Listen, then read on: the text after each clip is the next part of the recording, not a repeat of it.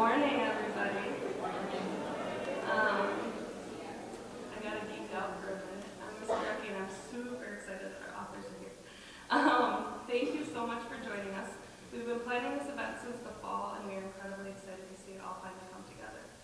Before we have our students introduce our guests, we'd like to thank some people and organizations that helped make this event possible. The Southern Poverty Law Center and Teaching Tolerance, the Sunbury Business Education Partnership, Spark, Donors Choose, Patricia Wendy, and our teachers, administrators, and students for all your support.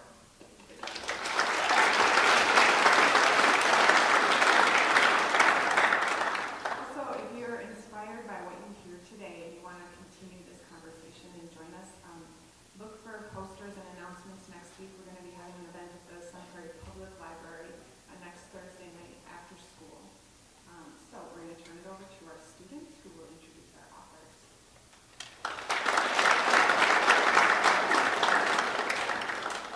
Hello everyone. For those of you who don't know me, I'm Jake and I'm a sophomore here. And for those of you who don't know Jason Reynolds, he's the voice of Rashad in All American Boys. Even though Rashad is hospitalized throughout the book, he tells an important story throughout the book alongside Quinn. And that's not the only thing that Jason Reynolds has done. Beyond co-writing All American Boys, he's written books like Long Way Down, As Brave as You, and The Boy in the Black Suit. He's a New York Times best-selling author, and he has won the Kirkus Award, the Walter Dean Myers Award, and multiple Coretta Scott King honors. We are honored to have Jason Reynolds as one of our speakers today.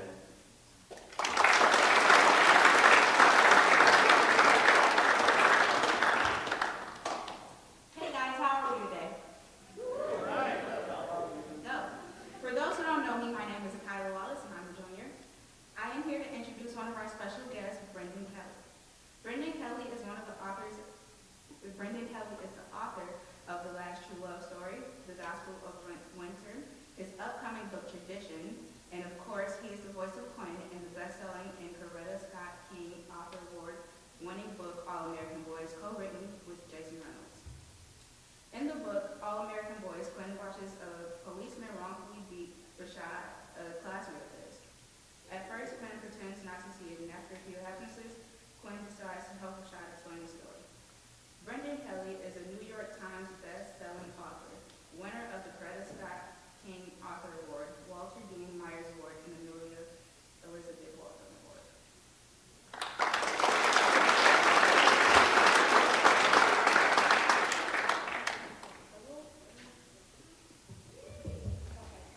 What's happening, Sun Prairie? So I'm Destiny, and I'm a sophomore here. But y'all are not awake enough for me. So I'm gonna need a freshman. Is there a freshman here? No? Yeah? Okay. Well, sophomores, make some noise. Hey, I'm a sophomore. Alright, what about the juniors? I know we got some seniors in here. Not loud enough. But okay, so let's bring out the authors.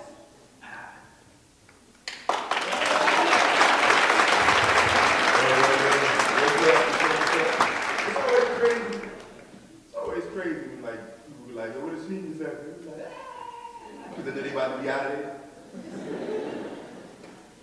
School is over. What's up, y'all? Everybody good? Yeah. Really? You good? Yeah. Yo, this is our first time. The place is called Sun Prairie, right? I ain't gonna lie to you. They told us we was coming to Sun Prairie. I was expecting to see cows, farmers, and all that kind of stuff. Turns out, y'all ain't farmers, you know what I mean? Sun Prairie, what's up? So I'm Jason, this is the homie, Brendan, and here's how this is gonna go. I'm gonna tell you a story. He's gonna tell you a story. We're gonna talk about All American Boys for a few moments. We'll open up some questions. It'll be super simple. It'll be better than class, at least. I can guarantee you that. All right, ready? Here we go. So, the year is 1998. This took the point in my life. I'm like 16 years old. It's like 2 o'clock on a Tuesday.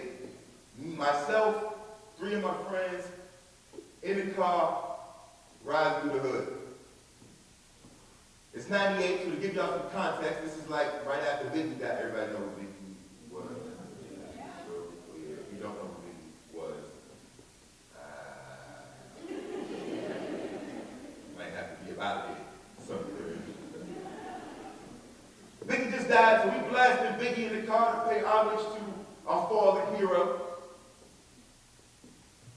And my buddy who was driving the car was cruising up on a yellow light. He cruises through the yellow light, and he makes the left turn. And when he makes the left turn, shortly after that, we hear the sirens. At first, we ain't really tripping because we haven't broken any laws. We figured the officer pulled up to a stoplight, didn't want to wait, hit the switch. I mean, so I'm sure y'all have seen that before. At least where I grew up, I grew up in D.C. So we were used to seeing officers pull up to the stoplight, hit the switch, and then cruise through the stoplight, right? Everybody seen it, right? So we figured, oh, he just ain't want me at the light. You understand that? If I had a cop car, that's what I would do, right? But then 3 blocks later, we realized he's not going around us, and we're like, yo, bro, I think he's trying to get you to pull over. You should probably pull over. So my buddy pulls the car over onto the shoulder, and we started interrogating him. Yo, bro, your brake light's working? He's like, yeah, my brake lights are fine. We like, yo, is your license plate registered? He's like, my license plate is good. We like, yo, is the windows too dark on your car? Because, you know, back in the day, if you had dark tint on your windows, you could get pulled over. He's like, no, my windows are good. I'm like, I know we ain't getting pulled over because the music is too loud, but anyway, just in case. Now, where I grew up and when I grew up, we all had this thing called the talk. Some of you may have had this talk, some of you may not have. But this is what the talk sounds like. If you are having a situation with a police officer, you keep your hands out of your pockets, you keep your hands from behind your back, you keep them somewhere the officer can see at all times. You say, yes, sir. You say, no, sir. You say, yes, ma'am. You say, no, ma'am. You be as kind and respectful as possible, and you might get out of there all right. My mama taught me this when I was 10 years old. She taught my older brother the same thing when he was 10 years old. She taught my older sister the same thing when she was 10 years old. And everybody in my neighborhood got the same talk from their mamas between the ages of 10 and 16. So by the time the officer got to the car, we all sitting in the car like this. Because we already know what time it is. Cop knocks on the window. It's 1998, which means automatic windows is a little extra, and everybody have a little extra. So if y'all don't know what this means, when you get home tonight, go to your mama and be like this. She's like, what you learned in that school? We roll the window down, and the officer says, license and registration, please. My buddy who's driving, he says, officer, no disrespect, but first can you please let us know why we've been pulled over? And the officer says, yeah, I tell you, you ran a red light back there. And my homeboy who's driving says, officer, I swear I'm not trying to be like a jerk about it or nothing like that, but that light was yellow. I know it was yellow. My man right here knows it was yellow. 2 dudes in the back, they know it was yellow. And you know, we learned in kindergarten that like, you know, green means go. Red means stop, and yellow don't mean stop. And the officer said, it doesn't matter, just give me your license and your registration. So my buddy hands him the license, but he's 16 years old. How many of y'all, I don't know what the laws are now, but how many of y'all drive? Anybody drive? Some of the seniors, I'm sure. All right, so then all y'all know this then, right? So all y'all know how you drive, you got your car or whatever, and you know that the registration is in the glove compartment, except it's never really where it's supposed to be when you need to find it, right? For all the adults in the room, I know y'all know, it's like, yo, whatever you put, it's like Narnia, whatever you put in there, it's out of here, right? You're never gonna see it again, right? So we're 16, and we're digging around for the registration, but we can't find it.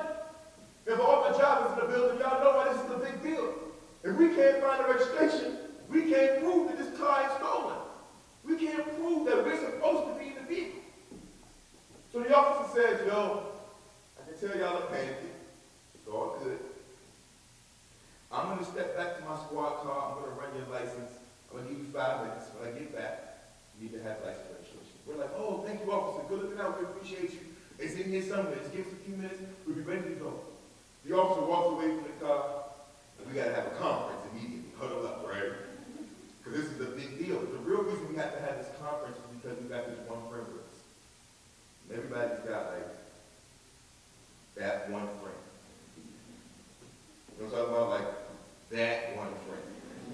This is probably the person sitting right next to you. All right? the one homie that's like a little bit stupid, you know what I'm talking about? Like, you know what I'm saying? Everybody knows a stupid friend, right? It's like, everybody knows, like, you know, that you are the stupid friend, it's all good, we love you, it's cool, you know what I'm saying? Like, we keep you close because you're usually a funny friend, like, you're funny, you know what I mean? But sometimes you go a little too far, right? Everybody's got that friend. Now, we got that friend, he's with us, he's sitting in the back seat next to me, we used to call him Stupid Chris. Stupid Chris is sitting to my right? So we all turn to Stupid Chris and we say, yo, Chris, we know you. We all have to look for the registration. If you should happen to find it, whatever you think about doing, do the opposite. You know what I'm saying? When you find it, you just pass it right up front to Karan, the driver. You don't got to go to the right, to the left. It's just boom, straight shot from here to here, right? There ain't nothing to it. You don't got to mess this up. Don't do nothing extra. Just pass it directly to the driver. And of course, Chris, the stupid friend, is always like defensive. He's like, yo, I'm tired of y'all talking to me like I'm stupid. And then, you know, we like, yo, it ain't like, you know, it's not like we're trying to talk to you like you stupid. We just know you stupid. You know what I'm saying? So we all start digging around, right? We all up under the seat, all back in the glove compartment, and that weird little console thing in between the seats and the cushions and the visors. We everywhere looking for this registration. And fate would have it that we would find it. And when I say we, I mean he. And when I say he, I mean Stupid Chris would find the registration tucked in the pouch behind the passenger. You know that weird little pouch where nobody put nothing in? For the young men in the room, when you were a little boy, you put the G.I. Joes hanging them off the edge of that little like thing, right? That's where Chris finds the registration. He pulls it out, and he's like, yo, I got the registration right here. But when you sit next to the stupid friend who's getting ready to do a stupid thing, everything goes into slow motion. So for me, it sounded like, yo, I got the registration right here. As he leans over for the door handle. No. And here's the thing. This car we riding in is called the Nissan Stanza Wagon. Back in the day, Nissan was trying to figure out how to compete with what was eventually becoming the SUV. So they made this really, really, really ugly car that was like an experiment. It was like, yo, we could take a piece of every kind of vehicle and mash it up, right? Station wagon, van, truck, and a car. We would put it in a blender and make an automobile salad that nobody would want, except for the kids in the hood. It was selling for like $500 so everybody can have one. And so we all had one. And the part of the car that was inspired by a minivan was the passenger side door. So what that means is, when I say he reached over for the door handle, it wasn't like a regular door handle because it wasn't a regular door. It was a sliding door. And when I say sliding door, I don't mean sliding door of your generations. We ain't had no spaceship doors when I was growing up. I got them like push button silent joints, right? We had like, you had to put your whole back into it to open up a sliding door, right? So Chris leans over and yanks the door. It sounds like thunder, like a bear growling, and it just so happens that the moment he does it, the officer happens to be walking back to the vehicle. The door swings open, the officer draws his gun, he leans into the car. Close the door, close the door, close the door. Now, I don't know how many of you ever had a gun in your face. I hope none of you. But if you have, what you know is, a gun barrel is this big when it's over here. When it's in your face, it's like this. So we're screaming, officer, please don't shoot us, please don't shoot us. We're just afraid, please don't shoot us, please don't shoot us. We're just scared, we didn't know any better. We're sorry. I'm in the backseat though, being who I am. I'm like, man, officer, I'm gonna go ahead and tell you right now, bro, you gotta shoot one of us, you can go ahead and take this kid right here. It's his fault technically, you know what I mean? Now, eventually the officer takes the registration, he goes back to his squad car. He says, boys, it's okay, I understand, sit tight, please don't do that again. Put me, you think you wanna do that again? Bro, we good. Sit tight, I'll be right back. 5 minutes later, 4 more cop cars pull up. Here's a recap for you. It's 2 o'clock on a Tuesday. Myself and 3 of my homeboys are pulled over for running a yellow light in our own neighborhood. There are 5 police officers down. There are 4 of us. A new cop comes to the window, he taps on the window, we roll it down. The new cop said, you boys got guns and drugs? Like that officer didn't want to say good afternoon or nothing like that. Just, you boys got guns and drugs? No, sir, we don't have any guns. No, sir, we don't have any drugs. Furthermore, if we did have guns and drugs, it's not like we can be like, yes, sir, we have guns and drugs. sir, no guns, no drugs. Do you have any alcohol in the car? No, sir, no alcohol. You got any weapons? Any knives? He used to always laugh like, knives? Bro, we live in the city. Like, I ain't about to be killing no squirrels. And I don't walk about, I need a knife. Like, no, we don't have any knives, sir. You got any contraband in the car? You like contraband? What's that? What you talking about? I guess not, right? And then the officer says, well, how about this? Everybody get out of the vehicle. So we all got out of the car. Everybody get down on your bellies. So we all lay down on the ground. Put your hands behind your backs. Put our hands behind our backs and they put the handcuffs on. Face down. And then they tear my friend's car apart. They open up the trunk, take everything out of the trunk, put it on the street. Take our backpack, shake them out on the street. Pick everything out underneath the seat. Some of you young drivers know how your cars are. Basically your first apartment, everything you own is in there. Sneakers and basketball and random stuff, right? Pulling it all out, put it on the street. Open up the glove compartment, take all that stuff out, put it on the street. We used to wear this cheap cologne. Cost $6. Smelled like burnt grass and skunk pits, you know. We used to spritz ourselves before we walked into school in the morning like this. Some of y'all do, you know, it's kind of how it's like the equivalent to Axe body spray, you know what I'm saying? So for all y'all who wear Axe body spray, stop it. And the officers are spritzing it all in the air and they teasing us about how bad it smells, you know what I mean? Yeah, it smelled bad, but it belonged to us. Why we mean about it? Meanwhile, they're interrogating me. I said, where you live? I'm like, you live in my hood, my house right there. What's your daddy's name? What's your mama's name? I said, oh, mom's name is Isabel. The officer says, oh, my daughter's name is Isabel. I'm like, I don't really think this is the right time to talk about your daughter. Y'all gotta remember this is 1998, which means there are no cell phones. We all have beepers. There are no cell phones. There are no camera phones. See, nowadays, y'all are like, where are those close up, close up, close up. Back in the day, though, we didn't have that. So there was no witnesses. There was no footage. People are walking by and like, oh, Jay, you good? Officers say, keep it moving. And back then, when an officer told you to keep it moving, you kept it moving. Like, all right, I'm out of here, bro. Good luck getting out of here, right? I'm out of here.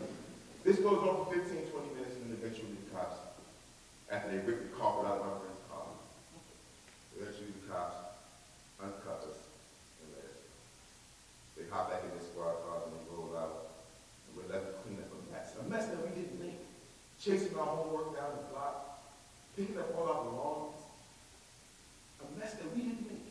Put it all back in the car. Even though it was a weird story, a strange time, the weirdest part about it is what happens next. We get back in the vehicle, we cut the car on, we turn the video all the way back up, and we cruise off. And we never talk about it. It's been 18 years, and we still haven't talked about it. Still. I told my mother this story for the first time 2 years ago when All American Boys came out. And everybody's always like, yo, why don't you tell your mother? How could you not tell your mother? And I always laugh at that, like, yo, tell her what? That Tuesday was Tuesday? I grew up in a neighborhood where we watched police officers slam our cousins on the hoods of cars. We watched police officers kick our friends' teeth in. Right? I was sitting on the project steps, and my buddy's little brother, in broad daylight, was framed by an officer for armed robbery that he didn't commit, as if he would rob somebody on the back side of the building and come to the front side of the building and sit on the stoop. They gave him 25 years a week after his 18th birthday. We watched it happen over and over and over again, that we didn't know anything was wrong. We didn't know this wasn't the way we were supposed to be treated. I didn't know that any rules would be broken. I thought this was how it was supposed to go. So I didn't tell my mother that there was nothing to say. So when it comes to the story of Rashad Butler, and I hope I do read this book, when it comes to the story of Rashad Butler, what I really wanted to get at was that we say police brutality, we only think about police, we don't think about death. There's hundreds of thousands of us who go through all kinds of things and survive. And we gotta die of death every day. We gotta carry that weight everywhere we go. There's psychological trauma as well. Every time you hear somebody say something crazy like, if you ain't do nothing wrong, then why would you run? You couldn't know that. If you didn't live there, if you don't grow up in that environment, there's no way for you to know that. I know what that feels like. I know what that fear is. Right? That's what we're trying to talk about. It's not just like, oh, so-and-so killed so-and-so. Nah. It's about the abuse of power that happens all the time in neighborhoods that me and y'all are never going to know about. And so when it comes to the story, what we try to present, what I try to present, with a fair view of what, a small window of what some of those lives really, really look like. Give me a hand.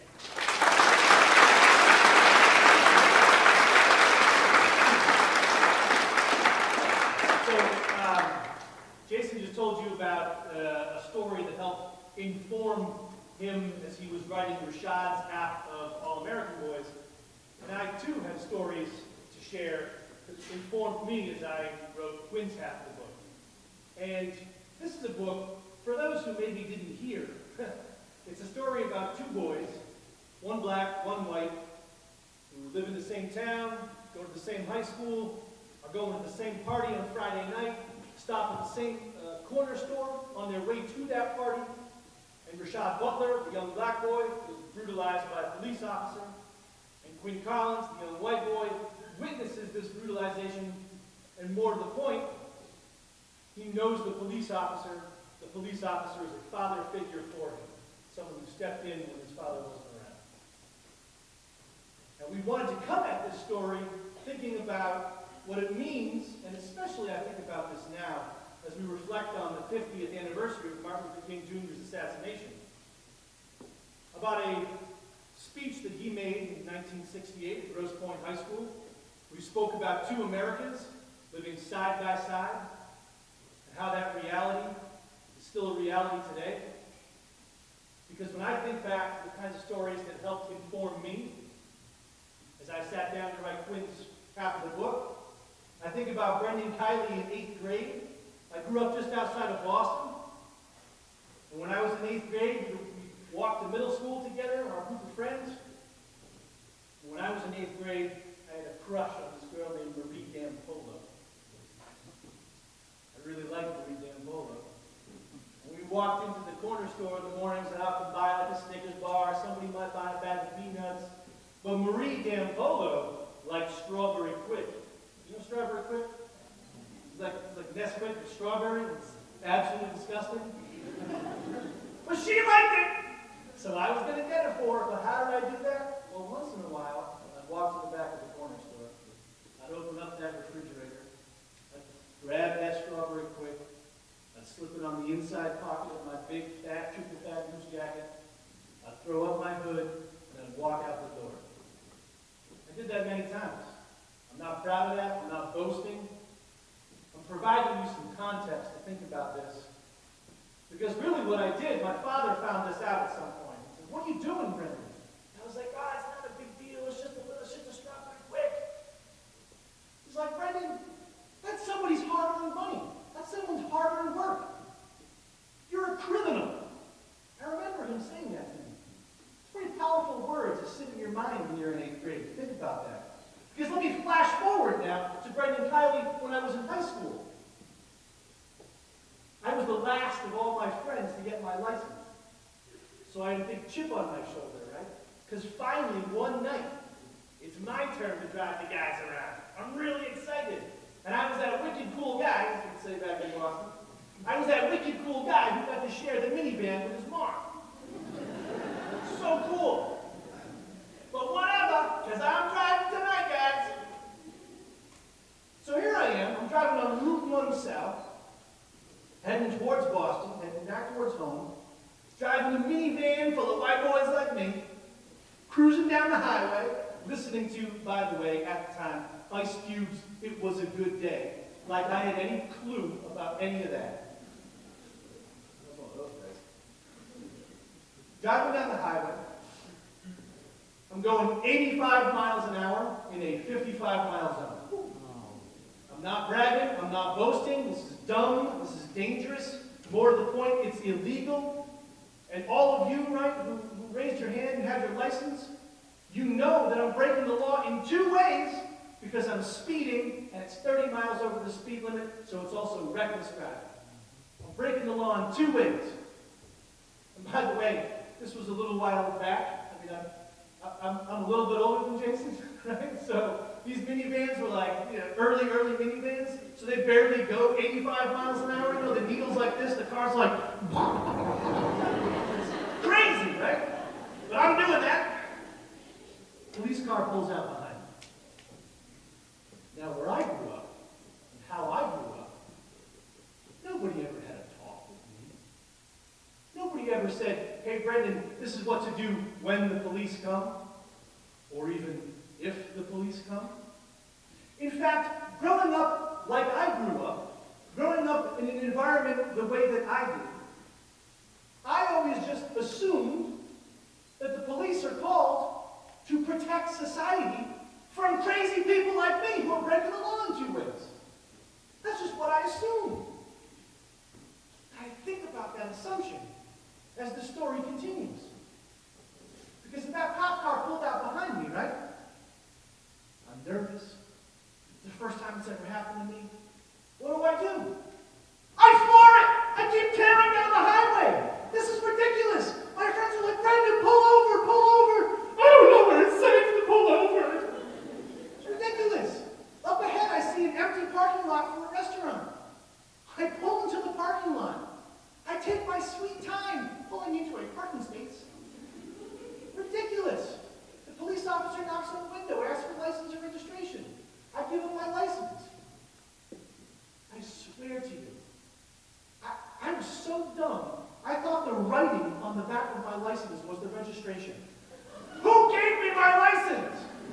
Well, we're in Massachusetts, we can't drive. But, luckily my friend Adam, who's much smarter than I am, knows to find the registration in the glove compartment, pulls it out of the glove compartment, pays to make it to the officer goes back to the car, comes back to my car and says, get out of the car. I get out of the car. Have you been drinking alcohol? No, not at all. Have you been smoking marijuana? No, not at all. Why the hell are you going 30 miles over the speed limit, he yells. And I go into a sob story. Oh, Mr. Officer, we were just trying to play mini golf and it just wasn't working out. And then we're supposed to go get ice cream and everyone's yelling in the back of the car. I just want to go home. I just want to go home.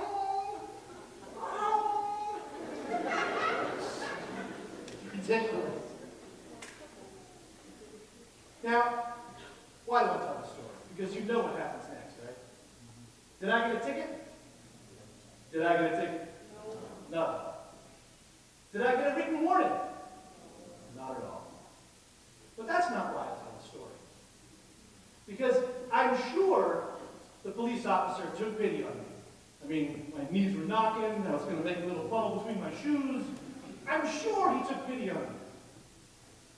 But if I stop there, I'm telling myself a lie. If I stop there, I make it all about me. He took pity on me. If I stop there, I participate in the lie I've been taught to believe in since I was born. Because it's what the police officer said to me next, that every single time I have to talk about this in front of all the crowds that we've been in front of, I still get nervous because it's like a little fish hook in my gut that just tugs and tugs and tugs to remind me what it means to have white privilege in America. Because the police officer said to me, go home, be safe, and keep your friends safe.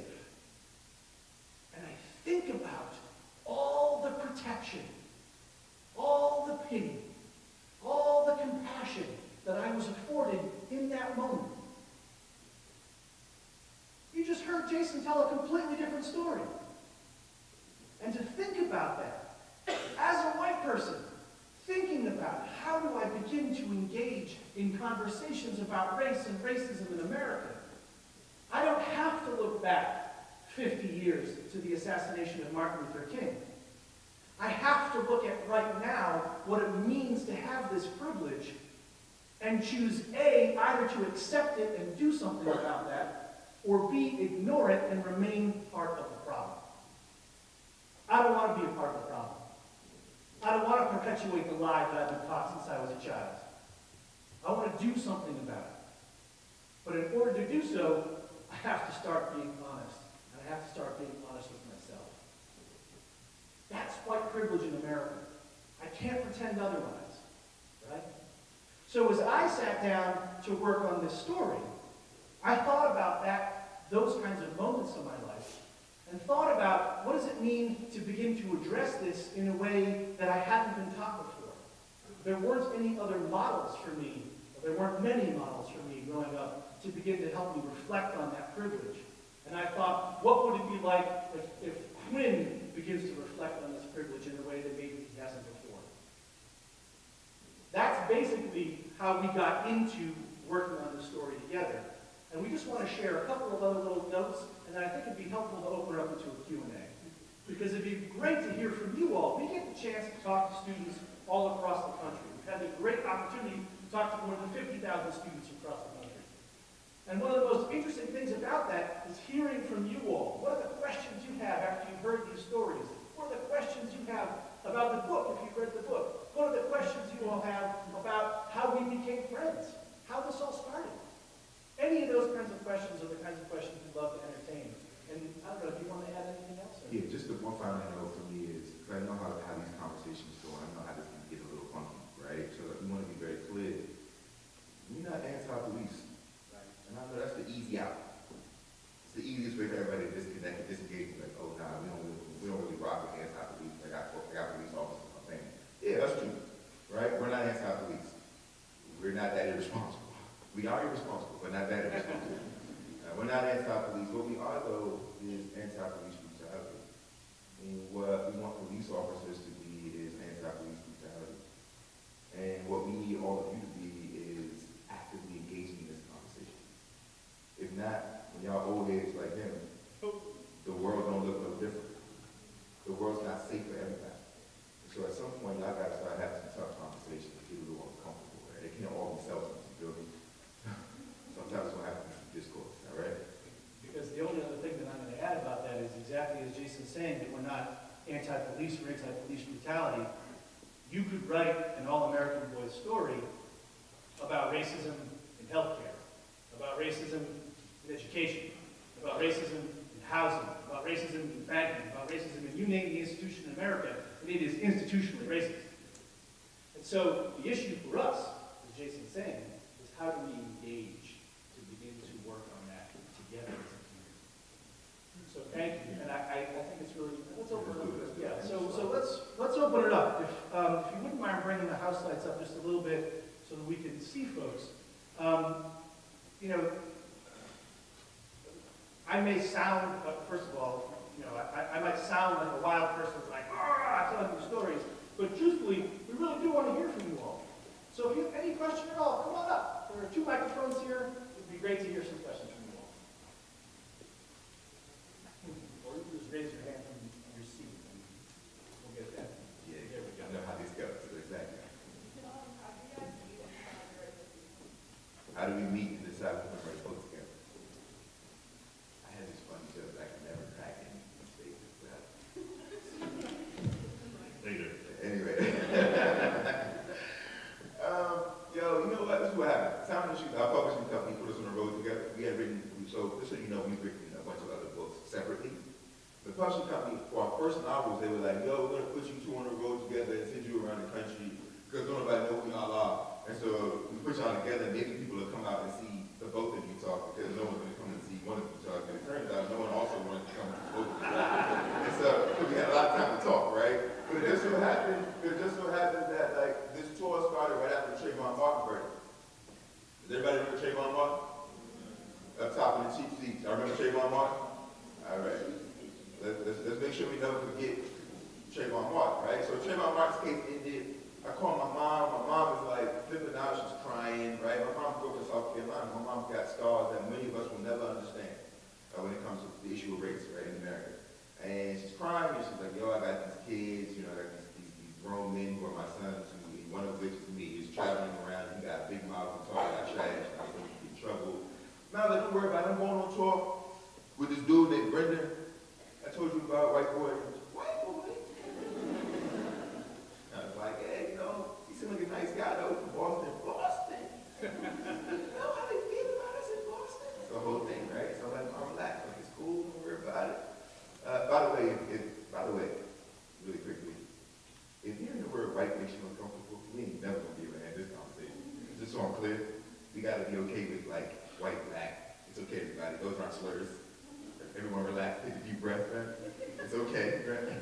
So I'm like, all right, well, don't worry about it. I'm gonna be good. We're going on tour. So we go on tour, but I'm a little upset because of Trayvon Martin, and we can't talk about it because as you guys get older, the first rule you're gonna learn is that politics and religion are off the table when you're meeting people, right? But all I want to talk about is politics because of Trayvon Martin. But I can't because if I bring it up and he says the wrong thing, And it's gonna be a long tour, you feel me? And so we don't talk about it for a little bit, and then it comes up in conversation.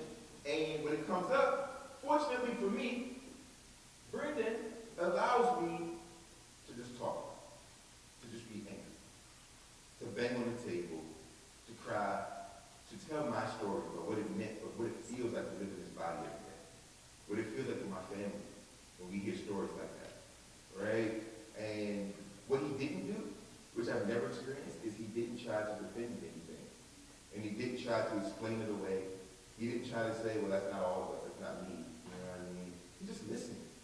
Imagine that. He just listened. And that was the beginning of and I'm honestly, I always think, I feel really fortunate. I feel really, really fortunate for a friend who's willing to listen, yo. There's no way you could know. Just let me tell you what it's like.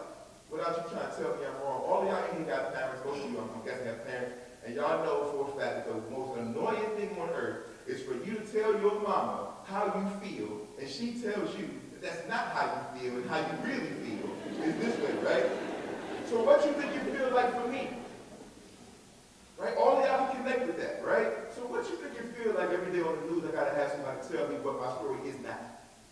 Even though I'm telling everybody what my story is. Right? And that's what it was for him. That's how we started to sort of gel, you know. I just have to say that this is one of the most important relationships in my life.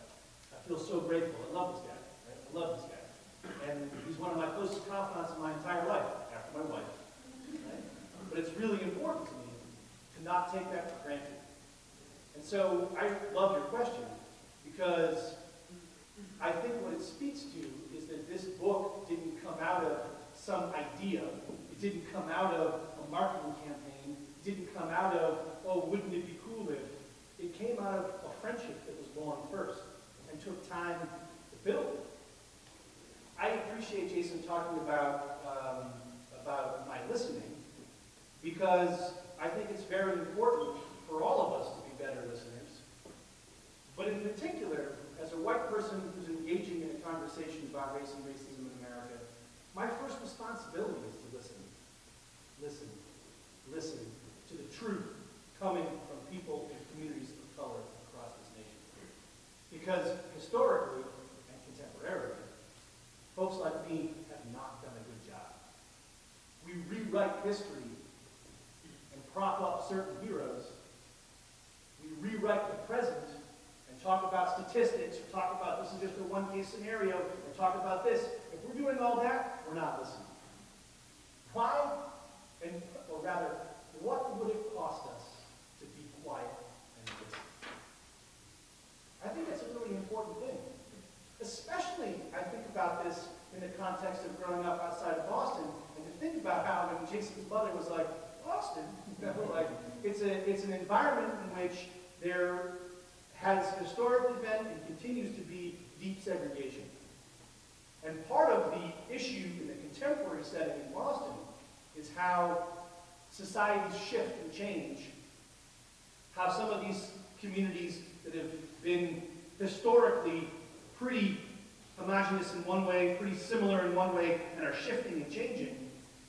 The goal should not be, as the society changes, for those of us who are watching this change happen, to demand that things remain the same. The goal should be that we listen to all those folks who are coming into the community to develop the new community that will be born out of that. Because if we demand things to stay the same, we're demanding the status quo, and the status quo in the United States is wrong. Thank you for that. What else? Question.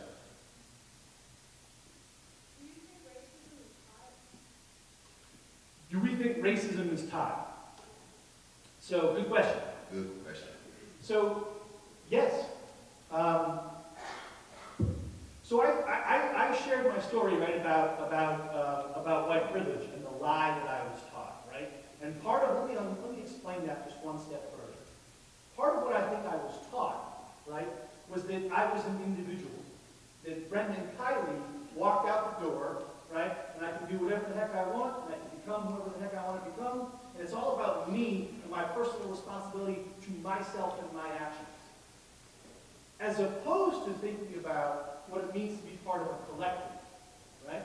So Brendan Kiley didn't engage in any racist brutality or violence. But Brendan Kiley, as a white person, right, is part of a collective that in fact has engaged in that. And I have to square that with myself in some way. What's taught about racism, I think, is not only, we can't just blame racism on the extremists. We can't just blame racism on the KKK and white supremacists. Part of the problem with racism is how I'm taught to ignore my own privilege. That makes me part of the problem in some way, right? I don't want to be, but it makes me still a part of it in some way. And I'm taught that. I'm taught to ignore my own privilege. I'm taught that every day. We have so many stories about traveling on the road together, walking side by side into banks, into schools, into parties, into you name it, and it would be unethical of me to continue to turn a blind eye to my own privilege in every single one of those moments. And yet, that's what I was taught.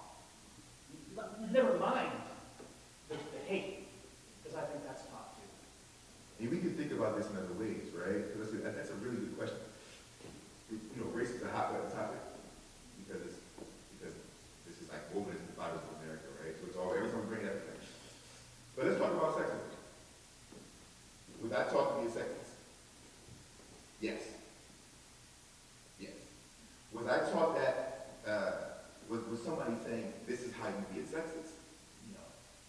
But was my community built in a way to protect my sexism, protect the boys and the men around me? Yes. And I know you know what that means. I know you can feel it, right? That's what it is. Right? It's not always just like, you know, son, when you get out there, you gotta treat girls like trash, right? That's not what it is. It's never what it is. It rarely goes that way, right? We like to think about these literal terms. It's not like that. What it is, hey, you know you can get out there and you can do things that girls can't do just because you're a boy and no one's gonna tell you otherwise. No one's gonna tell you, I get to be 15 for the rest of my life if I feel like it. That's what it is. Right? Meanwhile, my sister had to be a grown woman at 13 and to take care of business, to protect herself on the street because boys didn't know how to control themselves. That's teaching. And no one says a word. No one says, you know something wrong with this, right? No one says that when the boys are over talking girls in class, or when no one ever says anything, and that is teaching. You feel me? That, because it's not chastising. And I think that's what we have to think about when we think about racism and everything else, right? Ageism, all the other isms. It's about the protection of it all for some of us. By the way, quick plug. My next book that comes out on May 1st is about that, exactly. And it's amazing. Just saying. Right, it's always selling, right?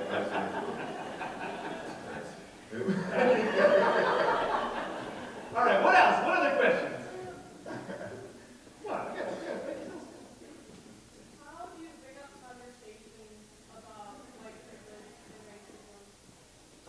Sorry, say it again? How do I bring up conversations about racism and white privilege? Yeah.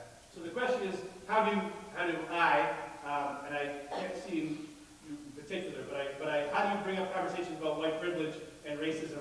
And I'm thinking as a white person, how might I bring this up? And it depends on the context, right? I think about how valuable it is for you to be in a school that A, has invited us to come, that B, has a system of teachers and administrators who obviously are proactive in a way that they've invited this conversation to happen. I think it is remarkable and not something to take for granted either. And this is a great space to begin, I think, to foster some of those conversations. But here's the way that I think about it. Just like before, I wouldn't go walking over to Jason and be like, I've got some ideas about racism, right? Like, that'd be a bad idea, right? What I think is a lot more valuable is as I'm beginning to process and do the work on myself first, to find other folks who might be doing similar work on themselves first. I was thinking about this recently because I was thinking about why today so many white people are afraid of something like Black Lives Matter, which, by the way, is so strange to me. Black Lives Matter, Black Lives Matter, Black Lives Matter. If you can't say that, you got to look in the mirror and ask yourself why, right? I've been thinking about that in terms within historical context, thinking about Stokely Carmichael, thinking about the sort of really rallying that Black Power in 1966, and thinking about how when the Black Power movement began, when SNCC was working on this whole idea of we've got to push the movement forward in a new way, they asked all the white folks who were part of their organization to leave, to begin to have the work done in their own homes, in their own communities. And I found something pretty powerful about that, thinking about that, because I think about how I want to support Black Lives Matter. I want to have conversations about race and racism. But in order for me as a white person to do that, I want to actually begin to do a lot more work talking to the white folks. I think it's really important to talk about white privilege. And as a white person, I want to talk to the white folks about that. Have you thought about this moment? Have you thought about that moment? I think it's important to do that. I think it's important not to again, go back to this notion of comparing it to sexism, to not mansplain the woman's experience, to a woman. That's stupid on my part, right? And so, likewise, as a white person, I want to make sure I'm doing that work with white folks. And listening to folks of color. That's work too. So if I'm going to engage in a conversation, let me spend more time listening than talking. If you might, I don't want to miss the cheap seats. If your hand is down, you might have to haul out, okay? Just so, yeah, okay. You mentioned a lot about how you were taught as an individual taught section. Well, why do you think you were taught these habits? Why do I think you're talking about? Take it away. So, look, there are so many people who've written about this. There's probably a whole library at your fingertips of other folks who are going to explain this and could explain this in a much better way than I can. But I will say what I can right now. That I think we're taught things like racism, we're taught things like sexism in the way that we were just describing before, not like, here's the checklist, here's how you become a racist, here's how you become a sexist, but that we're taught things through bad modeling from the folks who are around us, right? And we're taught that, I think, because there's an inclination for self-protection. And I think there is a real problem with that sense of self-protection. It's the same thing I was saying before about if the community is shifting and changing, right? If the community is shifting and changing, it would be a disaster, in my opinion, to say, let's keep things the same. That we're being taught, I think, racism and sexism, for saying, let's keep things the same way. We're being taught that because there are people who are our models who feel threatened in some way. And for me, someone who's interested in equity, in striving towards it, someone who's interested in justice, striving towards it, I think the real issue is, who am I going to be as a model? What am I going to try to teach people? And the issue isn't going to be self-protection. The issue is going to be, how do we do this all together? Because that, in my opinion, is communal, not individual self-protection. If you want to know what I think, man, honestly, why is it perpetuated this way? I think we have to do some honest sort of work around the history of that. Yeah. Like honest work, right? We get these lessons in school, and you get a couple lessons on sort of the creation of the country, most of which is spent in the Constitution, et cetera, founding fathers. You get a snapshot of slavery, and you keep pushing. But I think we were being honest about what happened during slavery, and what slavery was about, and how it's supposed to work in terms of economics, in terms of the building of the country, in terms of power dynamic. We really understand why it's a scary thing to think about the fact that if there was equity, then that would mean the power dynamic has to shift just a little bit, and it balances a bit more, which means that somebody's going to have to lose a little power in order for some of us to gain a little power. And that's frightening for anybody who has power, right? That's really what it is, and it's always been that way. Like, I just wish that we could just admit that America was built on this premise. And we just can't for some reason, because we feel like it would tarnish the beautiful country that we have. But if we really claim to love this country, then we should be honest with it. We should be able to critique it honestly. Anybody that I love, I critique. I love them, I tell them I'm wrong. That's it, right? You love your mother loves you, she says, sit down sometimes, right? No, because we ain't gonna love sometimes. We need to give America some love. And sometimes that love sounds like no.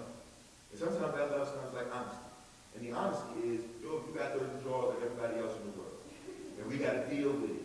We got to deal with it. This has been a holdover for hundreds of years. That's why it feels so normal for us to have these biases. Here's a prime example. For all of you who feel like you don't have any biases, for all of you who feel like I'm not racist at all, let me ask you a question. The two of us are standing on stage. Which of us is the all-American boy? Now ask yourself why you feel that way. There's your bias. It's a real thing. I ain't never been called the all-American boy, but I'm born and raised here too. Born, my mom's blood is on this ground. Right? This is what we're trying to, this is why it's being perpetuated. It's subconscious at this point. But it's not subconscious to the point of ignorance. No, nobody's ignorant. It's happening for a reason. And that reason is to keep the power dynamic to a certain level, because everybody knows that in order to think about what Serena Williams, this is a simple example. Serena Williams, arguably the greatest athlete to ever live in any sport, is still disrespected and underpaid, is put in the back of the ads when all these other athletes are there. It's still, think about this. It's not even a debate. Nobody can debate it. One of the greatest athletes on earth in any sport, but she got 2 strikes. She looked like me, and she's a woman. Woven into the fight. I know that sucks to hear, but it's true. You know what I really appreciate your question, and Ava DuVernay's movie 13 does an excellent job also answering your question. So I encourage everybody to check out that film as well, because I think it does a spectacular job addressing that at its core. Great question. Good question. Yeah. Make sure you let us know, by the way, because we're not going to know when to stop. So, we got 10 minutes? 10 minutes, all right. Perfect. Let's go to the, yeah. Girls, I'm coming down to the mic. Mic, sis. Yep. So, me being a black female and you being a black man, Yep. how many times a day do you wish that you were like? Never. I mean, like, you know what I mean? I know what you mean. Especially with the white privilege that you guys have. I got you. No, I appreciate that. I got you. I appreciate that question. First of all, shout out to you being bold enough to walk down to the microphone like a G.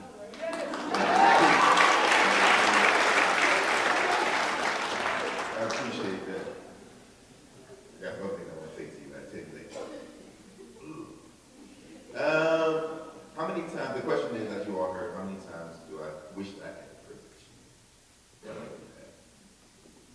You know, here's the sad truth. The sad truth is, I only know my limits. I only know what it feels like to be me. So honestly, I don't think about it, because I don't always see it as possible. And that's the truth. I don't think about it. It's like, yo, I am who I am, and I live in this body, and I know what this body comes with an extraordinary amount of freedom and an extraordinary amount of restriction. And I'm fully aware of that. I know that every room I walk into, I'm hyper visible. Everybody in here knows me. They can see me. I cannot be hidden. Yet nobody can see me. Nobody.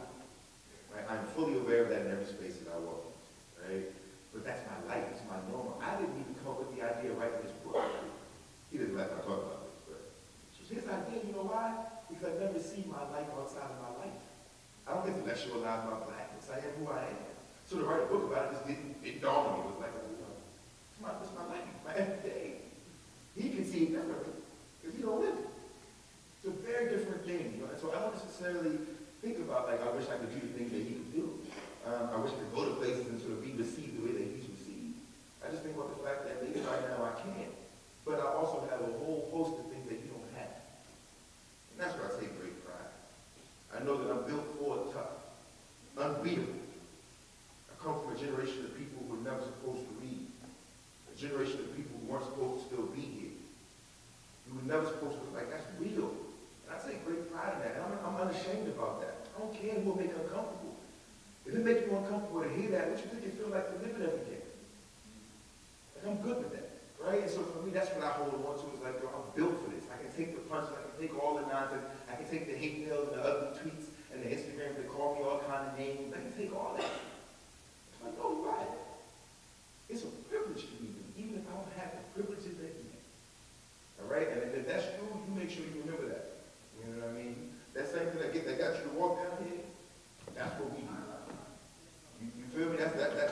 strength and the fortitude that nobody's gonna be able to take from us. And honestly, all of y'all should celebrate that.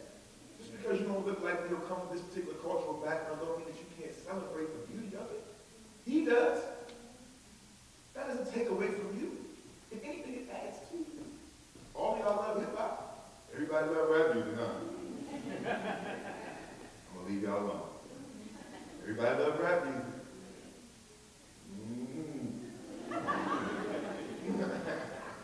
That was great. Yeah. So, do you see that happens all the time, like in Starbucks, which is frequently happen? Yeah. With those like two African American students? Yeah. Do you think that law enforcement should be required to get properly educated in African American culture and business culture? Good question. So she's bringing up the Starbucks situation. And do we think that cops should be educated about black culture, so forth and so on? Well, that wasn't really about black culture. Right. They were just sitting down, Right. chilling. And so I mean, Yeah, I think there's an education that needs to happen about what I've been talking about before, right? This idea that if we're gonna address the racism in our institutions, if we're gonna address the racism in our community, then a lot more folks who look like me need to begin to address themselves and begin to do that work on the inside, right? And so instead of asking an institution like law enforcement, or an institution like education, or an institution like healthcare, or whatever it might be, to be educated about black culture, I would reflect a lot more on why were there people who were so nervous to have two black folks just sitting in a Starbucks in the first place. Let's do the work on analyzing why those folks are so afraid. Let's do some work on bias training, because the problem with the statistically proven amount of violence that people of color suffer from law enforcement, more so proportionally than white folks do, right, means that the burden is not on everyone to understand folks of color more, but the folks who are part of those institutions to do the work to understand why they perpetuate that violence and that bias. To begin to do the kind of diversity training, the kind of bias training, the kind of institutional structural change, so that we can begin to change the stuff that's going on wrong from the perpetrators of all of this, not the folks who are the survivors of all of this, right? I love your question, because I think it's important to think about, again, we're not anti-police. We're anti-police brutality. I was a high school teacher in New York City. I worked at a high school for 10 years. I wanted to be the best teacher I could be, right? But my intentions didn't always meet my actions, or my actions didn't always meet my intentions, right? Sometimes I wasn't the best teacher. I had to listen to feedback from students, from other teachers, from administrators, from parents, from people in the community. I had to listen so that I could take that feedback, soak it in, shift what I was doing, and do the job that I really wanted to do. And so I appreciate the question, because I believe that people often get involved to be officers, or to be teachers, or to be nurses and doctors, etc. And their intentions are good, but the actions aren't always the same. And so let's do the reform on our side. Let's do that reform. Let's do that bias training. Let's go through all the professional development that needs to happen. Let's restructure so that there's always, maybe when there's cops on a beat, they look like the two of us, as opposed to two people who look like me, right? Maybe there are all kinds of changes we can make institutionally that begin to address those things. But again, the work has to be done in here. I want to speak truth to power, but I can't speak truth to power until I can speak truth to myself. I think that's really important. Great question. good question. We got time for one more? We got time for one more? Let's do it. So I thought the scene at the end of the book where Rashad. Oh, spoiler. I don't know if they read the book. I don't know if everybody. Go on. Okay, well, the die-in at the protest. Nice way to still spoil. I thought it was really powerful, and I've had experiences with going to protests about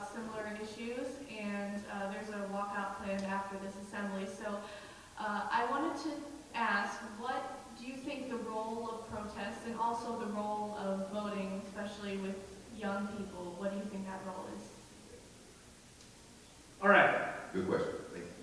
I love this question. And thank you for saying that, and thank you for making sure you were able to say that, and thank you for letting everyone know that there's a protest planned. Because I think it's really important, right? We have the right to do so, and I think we should use our rights appropriately. Also, how many of you are 17 right now? Soon to be 18, also raise your hands. Or already 18. Vote, vote, vote! You must, right? There are so many people out there across this world who don't have those rights.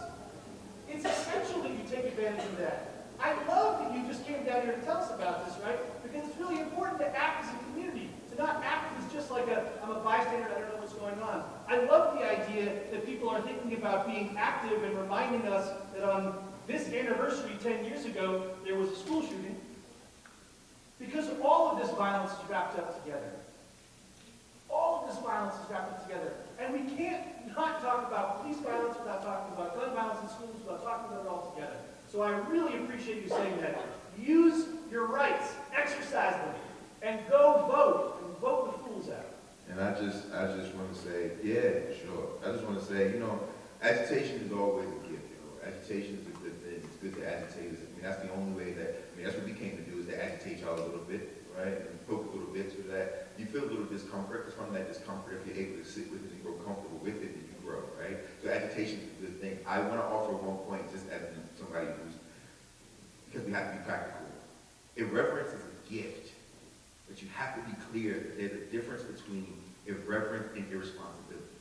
So if there is a protest, now if we are protesting, let's make sure that we are airtight and planned and responsible and educated and informed, and that we know exactly what we're doing. Because if there is any hole in a protest, it is dismantled and it is all for nothing.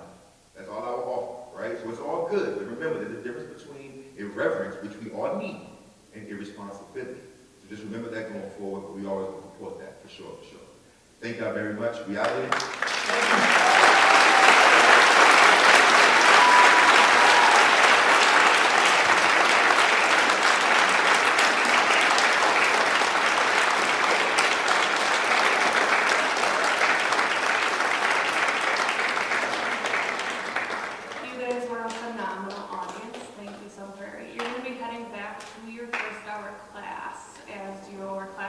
transition into the assembly. So make your way back to first hour. Thanks so much.